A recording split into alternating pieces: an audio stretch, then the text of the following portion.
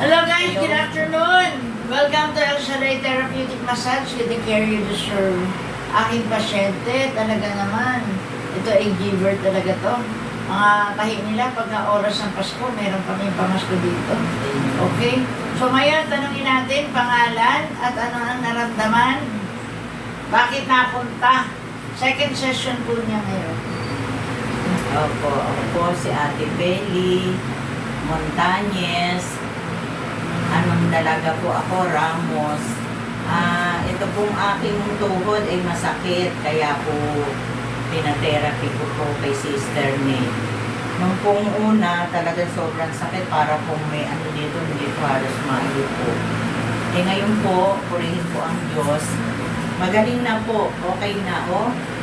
Salamat sa Diyos at pinagaling po ako ni Lord. Dati, itong paa, Ako po kay Sister May. pag naupo, hindi gaano Hindi makatayo. po maitayo. Ngayon po, okay na po. Salamat po kay Lord. Itong kanan ng paa, At hindi po sa kanan, meron pong parang injection na pinaganon. Pinatherapy ko rin po. Ito po, nawala na. Salamat po kay Lord. Talaga? Po, sa inyo po, Sister. Yeah. Yan ay yung mga attender namin ng El Shaddai, asawa ni Brother Victor. Asawa ni Brother Victor, bilas ni Sister Josie Montañez.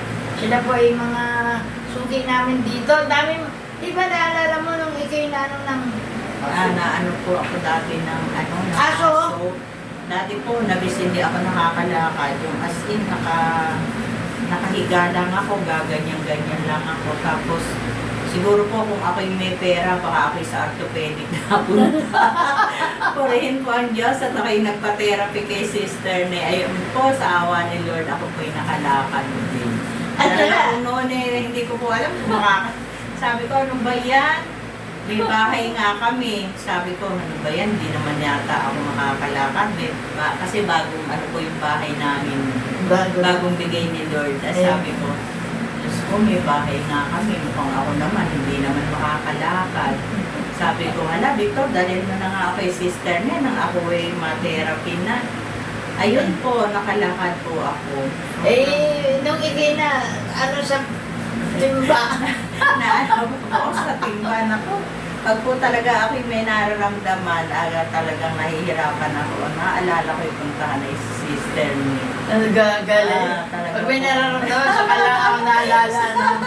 Grabe. Po, talaga pong sabi ko ay talagang nasakit na ito.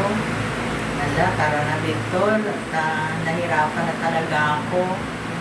Hindi pa nahirapan. Parang ang laki nyo dito, Laki ng bilog dito, Grabe, Kaya ito ang nakalat. Pero sa awa ng Panginoon, ngayon tinerapy siya ng, with vinegar, With vinegar, sa nukaan. Kaya praise the Lord, Pero sabi ko nga, isang session pa para, tayo manalangin. Sige po.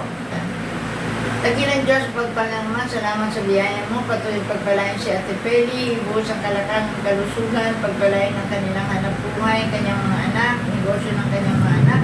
Dalahin po namin na patuloy pagpalain, maraming buyers darating at bigyan ng knowledge and wisdom para ang kanilang mga style ay mag-click, Panginoon, sa mga buyers. Lord God, patuloy mo rin pagpalain ang kanyang mga apo.